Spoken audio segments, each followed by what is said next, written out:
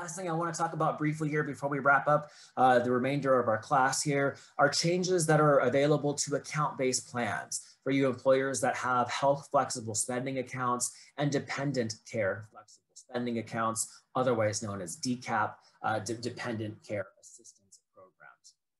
I want to start by talking about some high-level features within flexible spending accounts. Flexible spending accounts firstly have use it or lose it provisions in them. Flexible spending account allows an employee to set aside a certain amount of dollars that will not be taxed. It'll be taken out of their paycheck before taxes are applied, where they can put them into an account. And employees can pull from that account to reimburse themselves for expenses that they need to pay for related to their healthcare throughout the year. That can be drug benefits, that can be co-insurance, co-payments, deductibles, all those types of things all of us are likely already paying for. We can pay for on a pre-tax basis if our employers offer flexible spending account options for us, which many employers do. However, there are significant stipulations in the law. We can't get into details with all those stipulations in the short time we have left here, but what's important for you to be aware of is that FSAs have a use it or lose it rule within them. Employees that over-elect and say, hey, I want you to take out $2,000 of my paycheck over the year. And then they get to the end of the year and realize I was only able to reimburse myself for $500. There's an extra $1,500 there that I didn't use. You will essentially lose that if you do not use the dollars by the end of the plan year. That's the way that it's written in the law. But many employers out there are not trying to screw their employees out of the dollars they've elected into their flexible spending accounts. And so they have options that allow employees to circumvent these use it or lose it rules by allowing one of two options if they desire to. The first one is a carryover, where the employers can say, look, if you over-elect, you're not going to lose all of the dollars that are left there. I will let you move a certain amount of dollars over from one plan year into the next. Before the pandemic, you could only allow up to $500 from one plan year to the next. They could also offer a grace period extension. So if they don't want to offer the carryover, they can offer the grace period extension.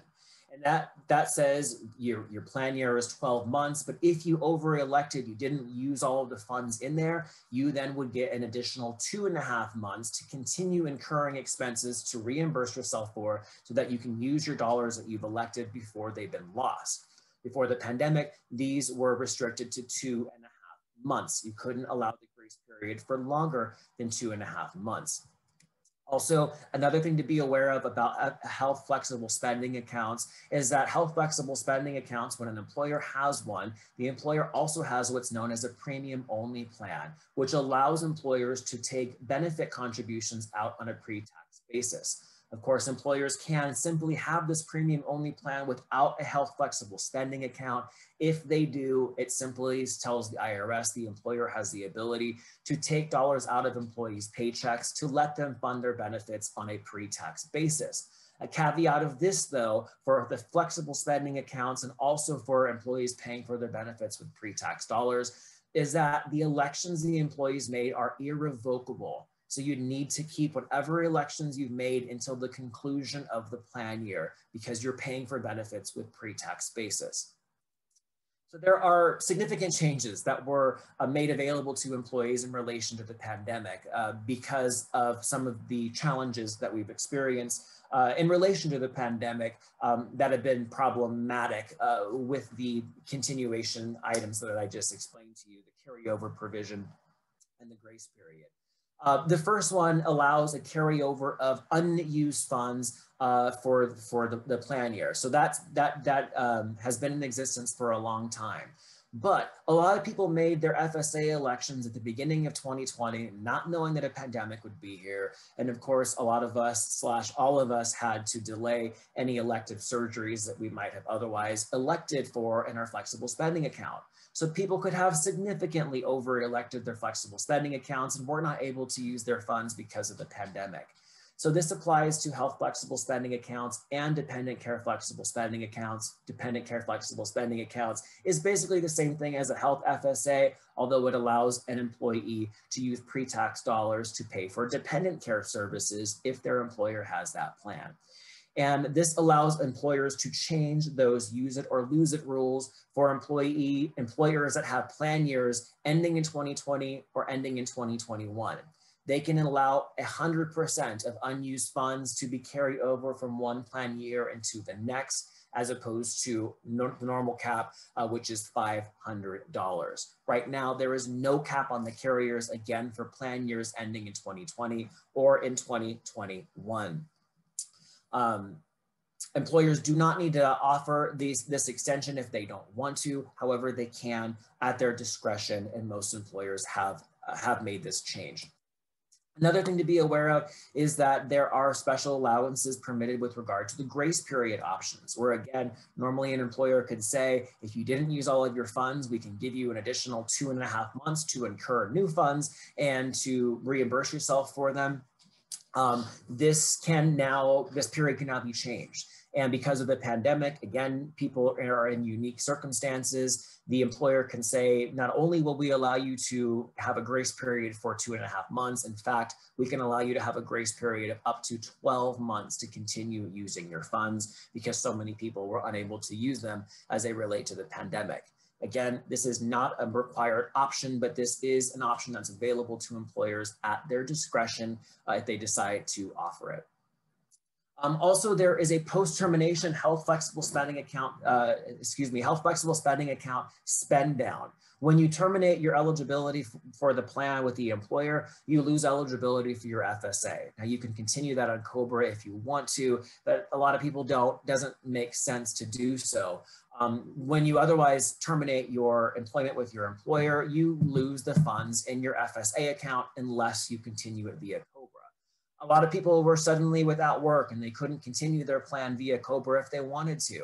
People needed to use their funds. And so while you normally would lose your funds, if you lose eligibility for your plan, you can continue tapping into those funds if you would like to after you've lost eligibility for that plan during 2020 or 2021. This is another optional extension that employers have and they can give to their employees if they want to. Dependent care FSA changes were also made as well. Normally, you can reimburse yourself for dependent care for a dependent through the age of 13. So once they hit 14, you can't reimburse yourself for expenses for them. Well, what happens if you had an employee with a 13-year-old son or daughter and they made their FSA elections for, their dependent care elections, and then the pandemic hit and they weren't able to use their dependent care dollars because no child care was available as it relates to the pandemic? That was really problematic. And so because of that, for the 2020 plan year, if you were in that situation, the IRS is now allowing people to reimburse themselves for expenses for children all the way through age 14, as opposed to through age 13. Again, this is only for the 2020 plan year, and this is optional if the employer has this plan and wants to implement it. Also, the law was changed, which allows an increase in elections for dependent care spending accounts up to $10,500 per household. Very last thing to be aware of here, normally when you make your elections, as I mentioned, in your FSA plans, your dependent care plans, and if you pay for your benefits on a pre-tax basis, you cannot change your elections until the conclusion of the plan year. So the plan that you've elected needs to stay in place until the conclusion of the plan year, unless of course you move out of the service area for your HMO, you add a dependent, you lose a dependent, whatever it might be. Otherwise, you largely need to keep your plans and your elections the same. Many people needed to change their plans or needed to elect coverage when they opted to waive it initially because they didn't know a pandemic would be here. They didn't know they needed it. And so while you normally cannot change your elections at all for the most part, there's some challenges with that. So the IRS said employers, if you have FSA or dependent care plan years that end in 2021, you can allow your employees to say, I want to change my election. I want to increase it. I want to decrease it, whatever it might be. Employers, you have this option if you want to. The IRS rules also clarified that this also applies to health benefits. So if your employees want to change their plans, they want to enhance their plans to a more rich plan, or they want to reduce their plans as active employees, from an IRS tax perspective, that's normally not allowed, but it is okay and permissible now from the IRS tax perspective. But of course, it's important to also make sure that not only it's cool with the IRS, but more importantly, or additionally important, to check with your health insurance carrier to make sure the health insurance carrier is okay with you allowing your employees to upgrade and downgrade your plans.